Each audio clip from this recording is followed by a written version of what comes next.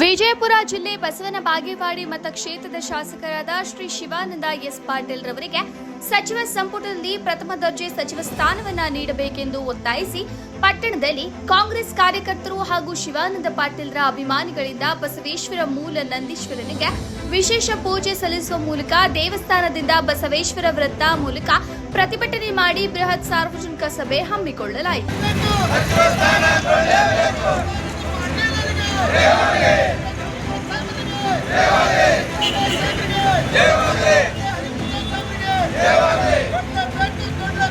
ನಂತರ ಈರಣ್ಣ ಪಟ್ಟಣಶೆಟ್ಟಿ, ಜಗದೇವಿ ಗುಂಡಳ್ಳಿ, ಸಂಗಮೇಶ ಓಲೇಕಾರ್, ಭಾಗ್ಯರಾಜ ಸೊನ್ನದ ಸೇರಿದಂತೆ ಅನೇಕರು ಮಾತನಾಡಿ, ಶಿವಾನಂದ ಪಾಟೀಲರು 5 ಬಾರಿ ಶಾಸಕರಾಗಿರುವ ಮೂಲಕ ಮತ್ತು 2 ಬಾರಿ ಸಚಿವರಾಗಿ ಅವರಿಗೆ ನೀಡಿದ ಖಾತೆಯನ್ನ ಅಚ್ಚುಕಟ್ಟಾಗಿ ಯಾವುದೇ ಕಪ್ಪು ಚುಕ್ಕೆ ಇಲ್ಲದೆ ಹಾಗೂ ಬಸವೇಶ್ವರ ಜನ್ಮಸ್ಥಳ ಬಸವನ ಬಾಗೇವಾಡಿ ಮತಕ್ಷೇತ್ರವನ್ನ ಅಭಿವೃದ್ಧಿಪಡಿಸುತ್ತಿದ್ದಾರೆ.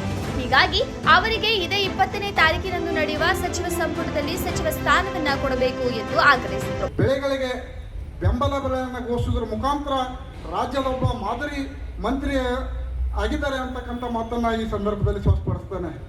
ಅದೇ ರೀತಿಯಾಗಿ ನಮ್ಮ ಬಿಜಾಪುರ ಜಿಲ್ಲೆಯಲ್ಲಿ ಏನೋ ಅನೇಕ ದಿನಗಳಿಂದ ಹೋರಾಟವನ್ನು ಮಾಡ್ತಿದ್ರು, ಸರ್ಕಾರಿ ಆಸ್ಪತ್ರೆ ಬೇಕಂತೇಳಿ ಅದಕ್ಕೆ ಬೆಂಬಲವನ್ನು ನಿಂತು ಮುಖ್ಯಮಂತ್ರಿಗಳಿಗೆ ಮನವರಿಕೆಯನ್ನು ಮಾಡಿಕೊಟ್ಟು ಬಿಜಾಪುರ ಜಿಲ್ಲೆಗೆ ಸರ್ಕಾರಿ ಆಸ್ಪತ್ರೆಯನ್ನು ಸರ್ಕಾರಿ ಕಾಲೇಜನ್ನು ತಂದಿದ್ದು ಸನ್ಮಾನ್ಯ ಶಿವಾನಂದ ಪಾಟೀಲ್ ಸಾಹೇಬರಿಗೆ ಸಂತದೆ ಅಂತಕ್ಕಂಥ ಮಾತನ್ನ ಈ ಸಂದರ್ಭದಲ್ಲಿ ಈ ಸಂದರ್ಭದಲ್ಲಿ ಬ್ಲಾಕ್ ಕಾಂಗ್ರೆಸ್ನ ಪ್ರಧಾನ ಕಾರ್ಯದರ್ಶಿ ರವಿ ರಾಠೋಡ್, ಗ್ಯಾರಂಟಿ ಯೋಜನೆಯ ತಾಲೂಕು ಅಧ್ಯಕ್ಷರಾದ ಮೆಹಬೂಬ್ ನಾಯ್ಕೋಡಿ, ಎಪಿಎಂಸಿ ಮಾಜಿ ಅಧ್ಯಕ್ಷರಾದ ಶೇಖರ್ ಗೋಳ್ಸಂಗಿ, ಶೇಖರ್ ಗೌಡ ಪಾಟೀಲ್, ಮಹಿಳಾ ಬ್ಲಾಕ್ ಕಾಂಗ್ರೆಸ್ನ ಅಧ್ಯಕ್ಷರಾದ ರುಕ್ಮಿಣಿ ರಾಠೋಡ್, ಬಸವರಾಜ ಕೋಠಿ, ರವಿ ನಾಯ್ಕೋಡಿ, ಅಶೋಕ್ ಛಲವಾದಿ, ಸಂಜು ಕಲ್ಯಾಣಿ ಉಪಸ್ಥಿತರಿದ್ದರು. ವರದಿ ಗಂಗಾಧರ ಆರೇರ, ಬಸವನ ಬಾಗೇವಾಡಿ.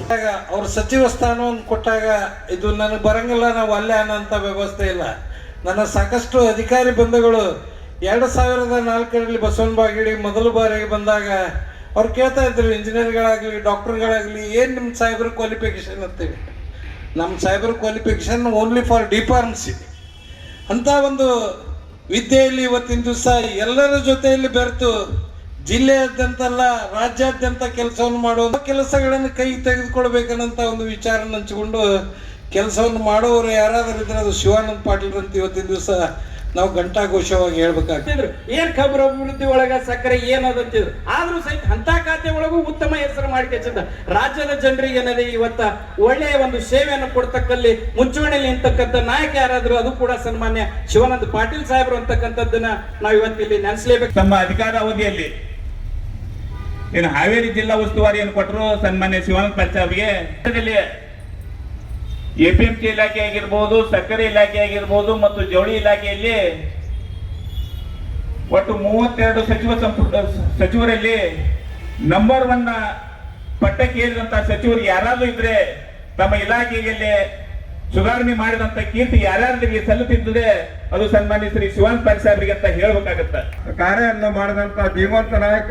ಇವತ್ತು ಅವ್ರ ಬಗ್ಗೆ ಹೇಳ್ಬೇಕಂದ್ರೆ ಯಾವುದೇ ಜಾತಿ ಮತ ಪಂಥ ಇಲ್ಲದೆ ಎಲ್ಲರನ್ನು ಒತ್ತಟ್ಟಿಗೆ ತೆಗೆದುಕೊಂಡು ಹೋಗುವುದು, ಅದರ ಜೊತೆಗೆ ಅವರಿಗೆ ಯಾವುದೇ ಖಾತೆಯನ್ನು ಕೊಟ್ಟರೂ ಸಹಿತ ಸಮರ್ಥವಾಗಿ ನಿಭಾಯಿಸುವಂತ ಶಕ್ತಿ ಆ ಶಿವಾನಂದ ಪಾಟೀಲ್ರಿಗೆ ಐತೆ ಅನ್ನುವಂತ ಮಾತನ್ನು ಒತ್ತಿ ಹೆಮ್ಮೆಯಿಂದ ಹೇಳ್ತಾ ಇವತ್ತು ಮತ್ತೊಮ್ಮೆ ಅದನ್ನ ಸನ್ಮಾನ ಶಿವಾನಂದ ಪಾಟೀಲ್ ಅವರು ಏನ್ ಈ ಮತಕ್ಷೇತ್ರಕ್ಕೆ ಬಂದಾದ್ಮೇಲೆ ನಮ್ಮ ಮತಕ್ಷೇತ್ರ ಹೇಗಾಗಿದೆ ಅಂತಂದ್ರೆ ಅಪ್ಪ ಬಸವಣ್ಣ ಕಂಡ ನಾಡಿನಂತೆ ಅಭಿವೃದ್ಧಿಯಾಗಿ ಮುಂಬರುವ ದಿನಗಳಲ್ಲಿ ಏನ್ ಈ ಸನ್ಮಾನ ಶ್ರೀ ಡಿ.ಕೆ. ಶಿವಕುಮಾರ್ ಅವರ ಸಂಪುಟದಲ್ಲಿ ಸನ್ಮಾನ್ಯರಿಗೆ ನಮ್ಮ ಶಿವಾನಂದ ಪಾಟೀಲ್ ಸಾಹೇಬರಿಗೆ ಒಂದು ಸಚಿವ ಸ್ಥಾನ ಕೊಟ್ರೆ ಈ ಕರ್ನಾಟಕದಾದ್ಯಂತ ಬಸವ ನಾಡಿನ ಒಂದು ಕೀರ್ತಿ ಅಚ್ಚುಕಟ್ಟಾಗಿ ಭಾರತ ದೇಶದಲ್ಲೇ ಹೊರಹೊಮ್ಮುತ್ತದೆ ಹೇಳಕ್ ಇಷ್ಟಪಡ್ತೀನಿ.